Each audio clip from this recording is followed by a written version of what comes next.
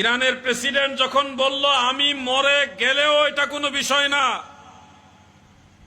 Iran রাষ্ট্র কোনো বিষয় না, মূল বিষয়টা হলো ইসলাম, তার মানে ইরান ইসরায়েলের বিরুদ্ধে অ্যাকশনে নেমেছে ইসলামের পক্ষে।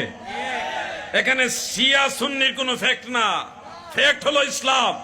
আমরা মুসলমান, যেখানে ইসলামের স্বার্থ আছে সেখানে মুসলমানরা আছে না নয়? আওয়াজ দিয়ে বলেন আছে না নয়? শিয়া সুন্নির ফ্যাক্ট এটা অন্য বিষয়, ওখানে গেলে আমরা সুন্নি, কিন্তু ইসলামের স্বার্থে আমরা সবাই মুসলিম এক। প্রিয় ভাই আমার, ইসরায়েল তারা এত পরিমাণ অন্যায় অত্যাচার করেছে এবং বিশাল বিশাল অট্টালিকা, আকাশচুম্বী দালান